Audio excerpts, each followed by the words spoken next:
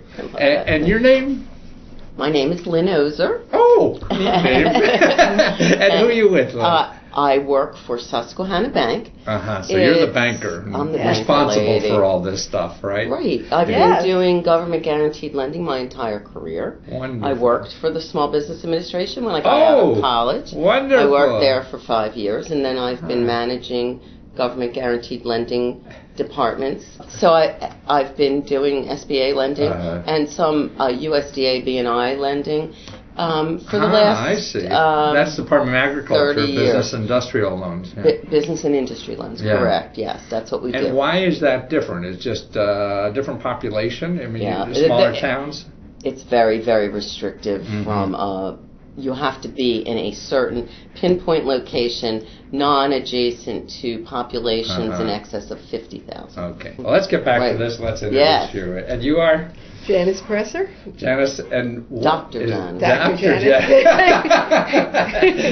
When do you do exams? Dr. J does them every day. That's my nickname is Dr. J. Oh, no kidding? Yeah. She's completely opposite of Dr. J, from Philadelphia. I see. Julius Irving. Oh, that's right. Dr. J, Dr. the J. gigantic Right, basketball player, and she's the little twice doctor. Your size. Twice? Yes. Okay, I have a great hook shot, and it's just in business. We all bring. And what is this neat place here that I walked into? This is the Gabriel Institute. The Gabriel Institute. So why the name Gabriel? Well, Gabriel's kind of the all-purpose angel bringing good news. Okay, good. And so it's kind of stuck, but it's really not related to what we did, which is we created a technology of teaming. A technology of teaming. So you're a small business entrepreneur. You had this idea of technology of teaming. Well, here's the technology.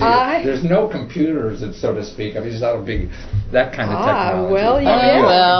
Actually, there are computers. Oh, it is. Okay. They're just not here. They're all over in a couple of countries. Wow. But this was it. It was a long time ago, 35 years ago, and I was driven by this question of how do people really work together? If you think about a startup team, it's pretty easy. I mean, either you have the right people and you can actually do something, or you don't. There's somebody in the room who just can't get the team like a mother-in-law business. Could be, yeah. Oh, absolutely, because this happens in families also. Right. So I'm a behavioral scientist, and I'd observed teams in a lot of different areas. You know, in an emergency room in a hospital, it can make the difference. If you have good teaming, people will live maybe who you wouldn't expect. So this is your business. You're a consultant then? No. Okay, then what is the business? I knew that there had to be a way to measure, and so you could predict who would be good on a team, who would work on a team well, and what would they actually do for your organization, whatever the purpose was. Your business helps people identify who's good on your team? Through the technology. That took the technology. 25 years of research. I see. Wow. And then 9.5 years of development. Wow. This is on the web, and it's lots of fun. And this is what you do. Think about movies.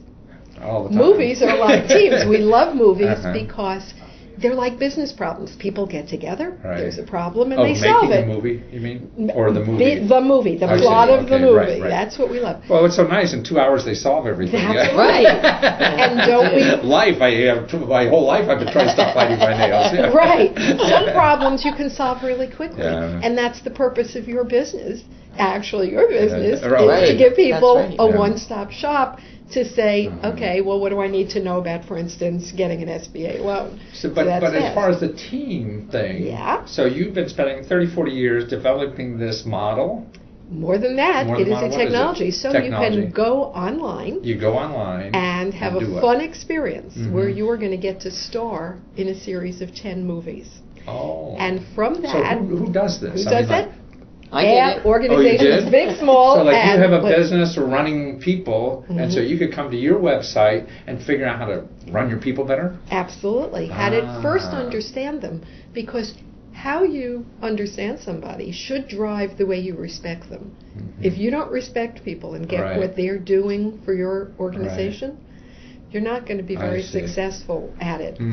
Lots of people, particularly people who want to start businesses, want to do it because they didn't do so well in other things. I was like that. I flunked out a lot of places. Absolutely. And it's very often because other people didn't appreciate what we were doing for the big dream. So I'm really the big dreamer, and you can't get a job like that right out of college. And, you know, you're what we call an explorer, the person who goes off and often doesn't think of themselves as being a great team member because they don't like being in meetings. That's good. Never make an explorer come to a team meeting. Let them go outside and find the cool stuff of value. In fact, by the time we're done with this, I'm going to have you get something really cool of value so you can offer it to everybody.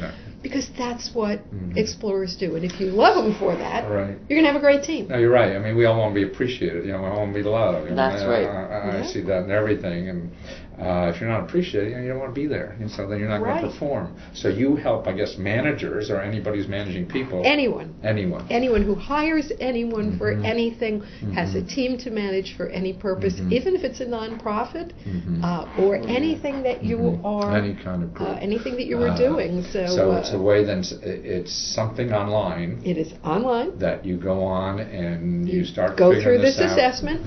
You send everybody through it. You mean everyone in your team everyone goes through on your it with team, you? and separately. You do them all separately, so you can be any place. But so many teams are remote now. Our team is remote. We have team members in various Canada and the best employees, the ones I never see. Absolutely, it's true. It's true. And then there are other people on your team who actually aren't employees, but they're people who support you, and that includes your banker, your attorney and accountant perhaps, and other people that might advise you. So then it sounds like you, let's say you as the manager managing the team, and the individual members of the team take this assessment or whatever and feel, and then start to understand how valuable their contribution can be, and the other people in the team understand how valuable their contribution could be, even though they're weird. We say unique. Uniquely valuable. Not weird, because we're all kind of weird. I mean, how weird is it to try and put a business together? And I believe that, too, so much, because I feel what's weird about us is our best part. Absolutely. You know, I mean, that's the best thing we have to give to anybody. What's weird about us. And everybody tries to beat the shit out. Try to beat it in us and not display it, when I think it's the opposite. And if you understand that and if you get understand it from the team. everyone, and you see it, and you just read it in a report, and it's right there. It is the most amazing thing.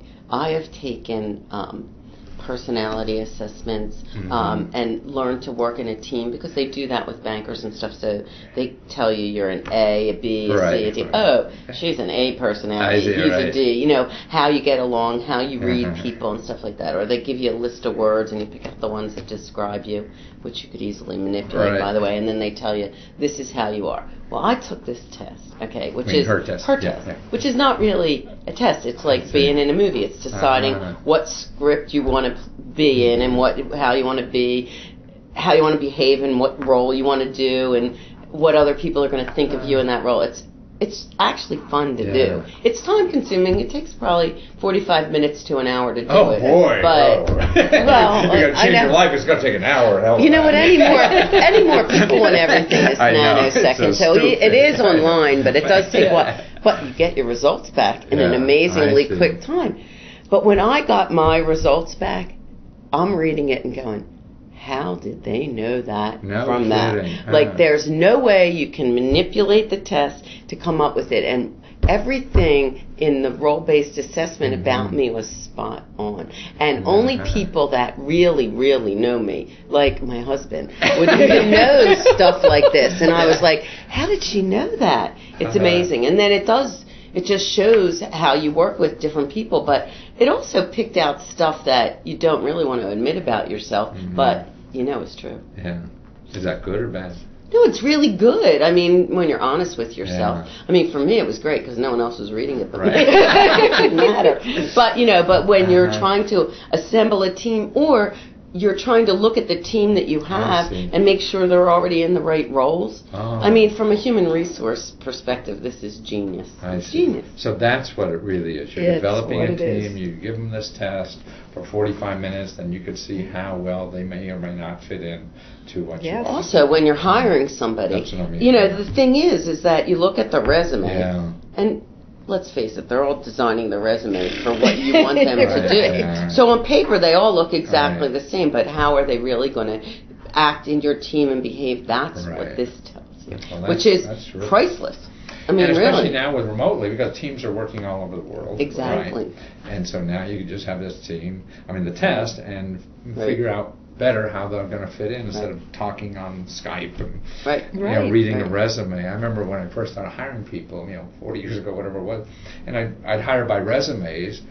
And then I thought, oh God, that wasn't working out well at all. And I figured that, especially with my kind of stuff, everyone had enough stuff to get through what I really had to do, and the rest was sort of like personality. So if I didn't like the person, any little bitty stuff would really piss me off. If I liked them, then I'd put up with all that little nonsense. Sort of like a relationship with a husband and wife. Exactly that way. The other thing is there's more applications than strictly in the workplace. Like Dr. J had my son take the assessment because he's a senior in high school and applying to colleges and has an idea of what he wants to do, but what he might think he wants to do and what he should be doing are not necessarily the same thing, and what he's most well suited for. Well, that's true, but the information that she was able to glean from that about him, he took it to heart. Right, that's cool. And it's so then, is it aimed at students like this too? Aimed at everybody. Everyone. So it's not an outrageous price. I was thinking, well, this is just some big expensive thing. Oh, for the report? Only big, $80. $80. That's it. $80. Yeah, $80. No That's fantastic. Right. So as an individual, particularly now, people, looking for a new career because a lot of them are out of careers, right? It would be awesome. Yeah, and to get a better fit, for $80, you go to a psychologist or all these people. Just somebody writes a resume. 1 hour with a therapist is more than $80, and believe me, this is much better money spent. I agree. Or even a resume writer is going to charge a couple $100 to do this kind of stuff. Oh, absolutely. It's dreadful. So for $80, you really have an insight in what you really should be doing in life. And then when you think about human resources and when they're looking to hire people, to spend $80 to really find out instead of to hire the wrong person, it's a whole lot more money to hire the wrong person than to spend $80 up front. Absolutely. It's an amazing value for your investment. Oh, that's fantastic. So any new hire then, for $80, you eliminate a lot of risk. Oh, absolutely. That's probably the highest and best use of it. It would be to know how to best use that person. That's what I see in all my people that I work with now. When they screw up and things like that, then I feel it's my problem trying to I have to figure out how to best use what they're, can do best. It's not their problem. They're trying to make them, shoot a basketball at 20 feet. They can't. Right. I got to find out what they're really good at that I could use that talent to drag us forward. And that's my problem, not so much their problem. So as a manager, this for $80, I can get an insight on how to get out of them. Oh, absolutely. What they have the best stuff to give me. And the synergy. I tell you this though. You, as the manager, get an interpretation of the individual, and the individual gets a report on themselves, all for $80. It's amazing. Is it different? Each one. Yes, they're different. It's great. There's they're each different reports $80, but what for the manager, it's really to make you a better manager, because if you know how to manage and respect that person, they will do better.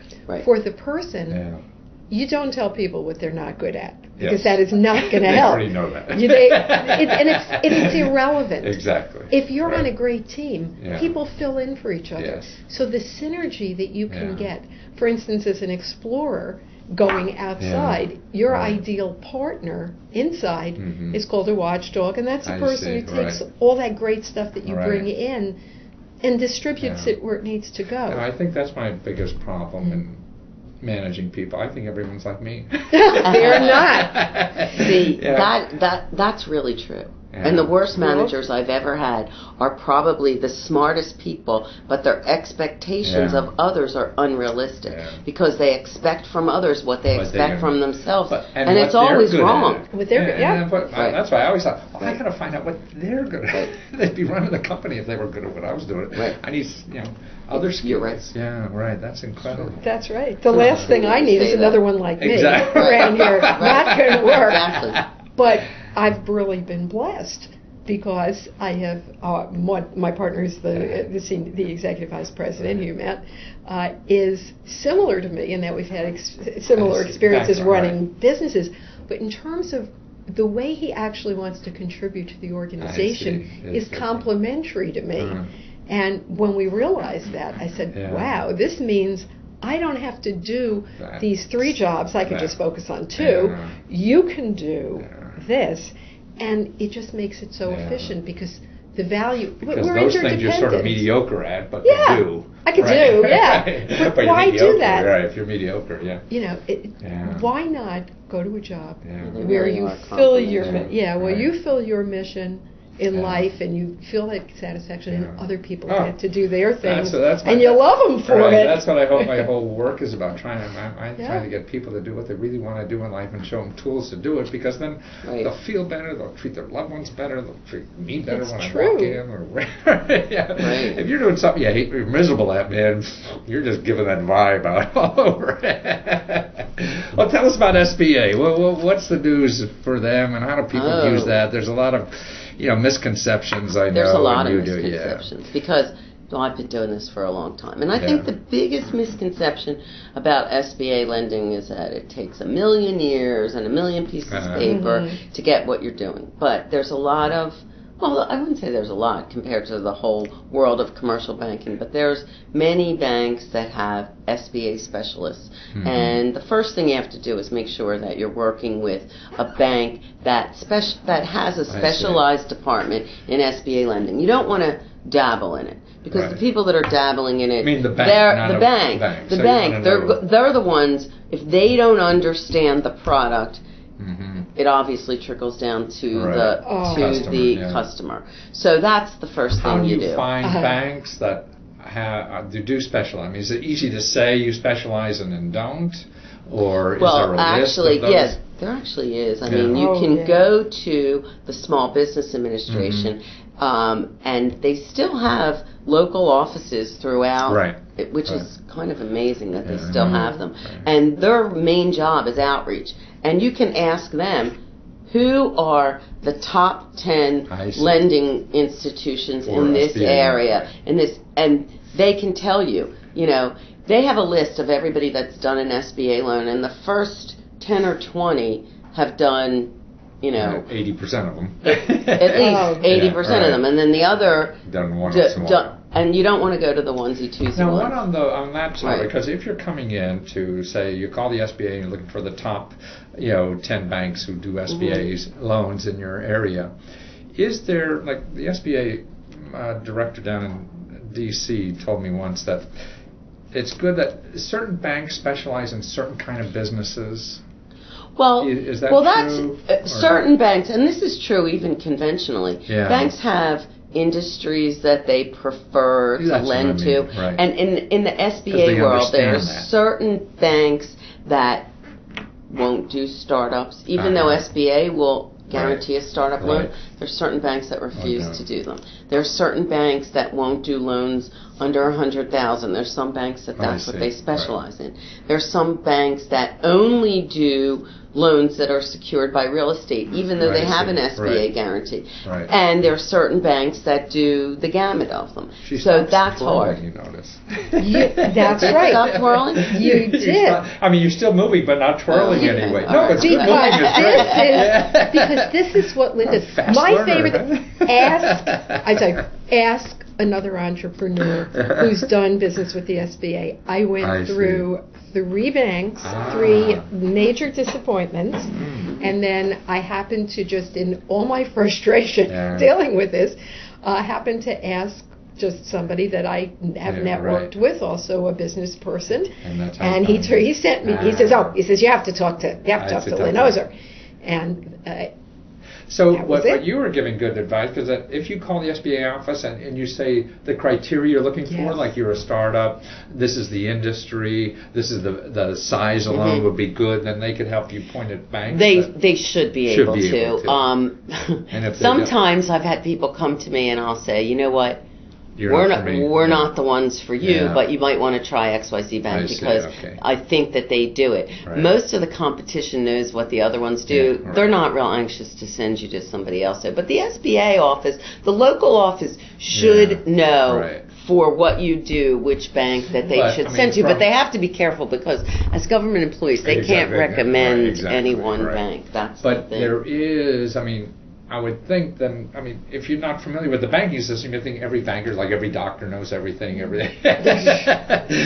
if one bank turns you down on an SBA, it doesn't mean that no SBA bank is interested. That's correct. Okay. That's right. That's absolutely correct.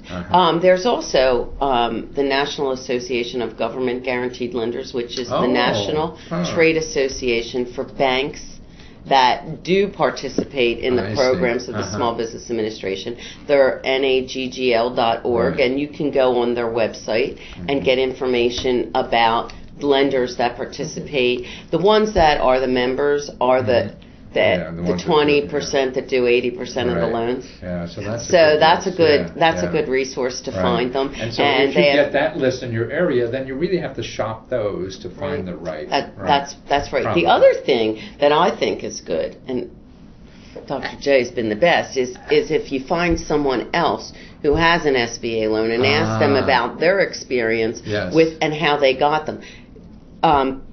Recipients of SBA loans is public information. Right. And you can get that, and then you could find a company that you might know someone in and say, what was your experience with the SBA? Did you like working with this bank? Were they receptive to this, that, or the other thing?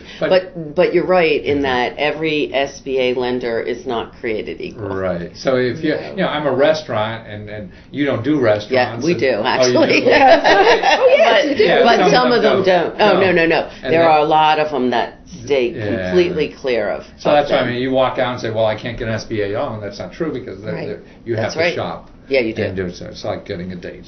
One turns you down. Yeah, that's right. But even in conventional lending and people that don't need the credit enhancement, some banks have an appetite for lending to people who purchase investment real estate, and other banks are staying completely clear of it right now. It all depends on their own portfolio, the mix of it, their comfort level, and you even mentioned their expertise in that area. So it does change. Is there? I hear mixed signals. The administration says yes, we're trying to give away a lot of money, and the industry says no, we're not giving away any money or lending any money. Okay. So we're from first your of all, perspective, in the last few years, now remember I'm old, so I've been doing this for 30-some years. Wow. Okay, so in my you stay young when you're doing what you love. I'm older than she is, But the way banking, and the economy, we've gone through different cycles in those 30 years, but never what we've gone through in the past several years. And no one could have predicted how the economy worked.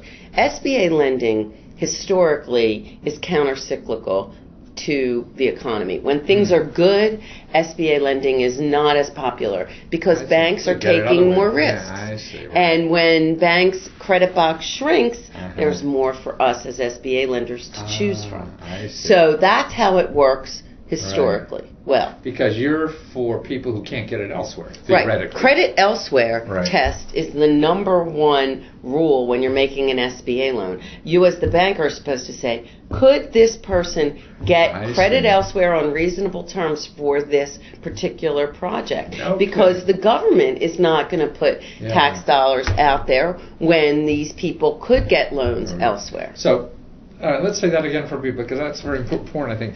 This is money for people who cannot get it elsewhere at a reasonable rate. At a reasonable terms and rate. Now, SBA loans, the advantage is that they give you a longer payback period, so giving you working capital, improving your cash flow over a longer period of time. The interest rate is not lower. The interest rate is more desirable on a conventional basis. But that's good, because if you can get it, you should get it at the conventional basis. The SBA loans are more expensive. Listen, they're not like somebody sharks. Loan sharks. It's not payday loan. And it's not right. They're not payday loans. They're not usurious. So they're just a little more expensive. But what you're paying a little more for is to have a longer rate, and actually your monthly payment, a longer term. I'm sorry, your payment will be lower, so your monthly cash flow will be improved. And really, we're all about cash flow. The timing of the money in and out of the business is really critical, and that's what the SBA helps you to do. It gives you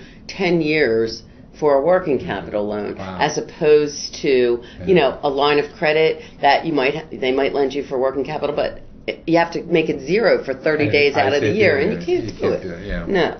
So the advantage to SBA loans is in the term, and also in the industry. The banks are getting a 75% usually. There's definitely different programs with different percentages, but in general, a 75% guarantee to make this loan. So they're at risk always for 25% of the outstanding amount. The government's guaranteeing about 75% of the loan. Right. So you loan me money and I go bust, you're going to get 75% from the government. Assuming that I did my job as a lender and protected their interests properly and followed the rules. But yes, theoretically, that's exactly how it works. Now, the 25% you're saying? The bank's at risk for that. I see, right. But, if you come in and you're making, you have a business and there's a reasonable chance that you're going to succeed, and we take whatever collateral is available. That's something that people don't realize. They think that they can get an SBA loan and not put up collateral.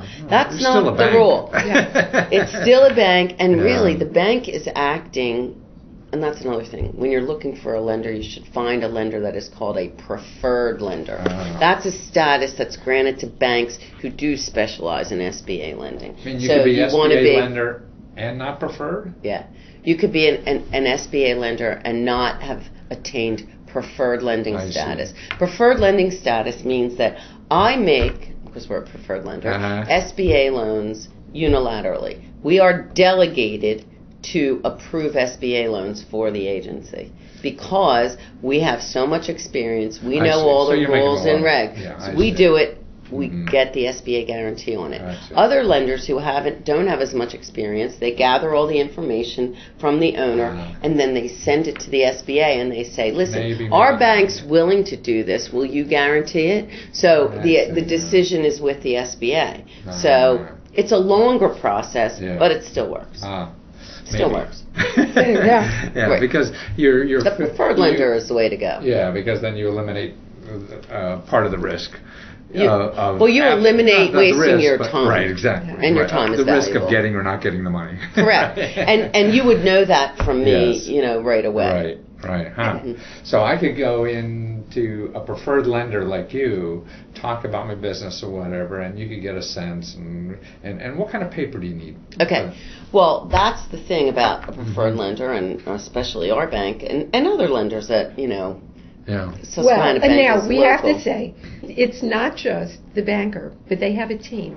And Lynn has got a team that $80 a piece. She's got a team that is so awesome that around here we refer to them as Lynn's Angels. And they are wonderful. They're wonderful. And they are amazing. And that's they really get what we're about, and that's so important. So nice. That's one of the that's one of the values of the preferred lenders you have. They understand kind of what your business is and I'd like to pay. What do I have to come in with to show you? Okay. You know what? You do have to come in with everything, but you don't have to come into me because we're a preferred lender with anything that you wouldn't have to come into a regular bank with. Right. You need financial information, and depending on where you are in your business cycle, depends on what you're going to be able to bring me. If you're a startup, we have a whole list of things that I want to see. Most importantly, a business plan. Right. Okay, and then we could go on and on and tell you what needs to be in the business plan. But if you are already an established business and you're looking to expand or grow, you need to have your last 3 years of tax returns, both personally and for the business, and you need to have a financial statement that's no older than 90 days that the management has prepared, and that's what we're going to look at, and a list of what you want your money for. That's the starting point. There's really not more information that you need up front. It's the same thing. As far as the paperwork is concerned for the government, any preferred lender that's worth their weight does the paperwork for the borrower. We can't create your financial information. I can't do your cash flows, but I can analyze them and then put them on the paper. My angels, put them all on the paper, sign right here. You don't have to deal with government paperwork. We do the paperwork for you. You have to give me the stuff that's particular to your company that I would not have any way of getting. And then, we analyze it. I would assume somebody, an accountant or the Small Business Development Centers. Exactly. They help you. There's a way to do it for free. Absolutely. Right. The Small Business Development Center, SCORE. Exactly. They're all available to help you. Well, that's terrific. So you've been at this 30 years? Yeah. And you have 2. We didn't know each other. I wish we had. We could have solved so many problems. Right, exactly. A lot of our development was kind of in the research area before we could really go to market. We're only gone to market for about the past 6 months or so. Doing this? I've done a lot. No, I was a consultant. I failed at a lot of different things. Right, as most entrepreneurs, by the way. I had a software company in the 70s. But I started this company. We started this company a little more than 10 years ago. Wow. And we could use our own product, but only on a consulting basis. We had to spend lots of money to build a way to interface and automatically deliver the reports. You get the report as soon as you've taken the assessment. Match.com. Well, we needed that kind of heavy-duty technology. Exactly. And so by getting the SBA loan, and that's why it was so valuable for Lynn to really understand, and the whole Susquehanna gang. You're going to do what? You're right. Well, she got it. The thing is that she came to us at the right time. If she would have come to me 10 years ago or 15 years ago, where they were just doing research and development. SBA, that's not what they do. I mean, you'd need to have some kind of venture backing, and at that point, that would have meant her giving up ownership of her company, and that's not what she would have wanted to do. No, she needed help. She came to us. She had lots of equity invested into her business already, so she didn't come and ask for all the money to do this and build this and have the idea. She came to us at a point where she's ready to take this to market, and she could actually give me a projection of how she was going to pay the money back, because she was going to sell these risk-based assessments at $80 a pop, and we're online, and now we don't have to just deliver to people that I can see, feel, and touch. I can do role-based assessments in, where are you? Across the globe. We are literally. Well, that's the thing. Singapore and... and she had to be able to deliver be at the point where she can deliver a product. Now, when you're opening a restaurant, it's another story. You're pretty much delivering a product right away. So it's a whole different analysis. But we lend to all types of businesses. But she came at the right time. The most difficult, the most difficult time to get an SBA loan is the first loan. The startup loan is always the hardest to get. No, to me, if you're an entrepreneur, you have to be creative enough to find a way around that. And you know what? If the most important thing to an SBA lender is your ability to generate cash flow to service the debt. So if you can already show that your product or service is marketable and you can produce a bottom line, then the SBA can work with projections and so forth. If you're kind of at square one, it's more difficult. It's more, but there's ways around it. Yes, get a sale for her. But you know what's really popular, though, is buying an existing business. And there's lots of baby boomers that are ready to sell their businesses and move to Florida and play lousy golf. Not us. But there are a lot of them. That's and actually, that was a market that we were really looking closely at in 2008, before September of 2008. But those people, now they're starting again to think about selling their businesses. Their businesses, froze just like everyone else's. And you don't want to sell your business when the last 3 years the trends are going down. So now, starting in 10, things started to get better for a lot of businesses in 11. So now in 12 and 13 and 14, I think we're going to see that. And that's another way for people to get in the door, is to buy an existing business, and then there's a little bit of a track record. And SBA is good with that, because the problem is collateral, and collateral is made up with that 75% guarantee. It's, can you pay the loan back? That's what we want. Well, you guys, terrific. Well, I'm going to be here 30 years, and it sounds like you guys are going to be here 30 years. At least. We're going to be here 30 right? Are they absolutely.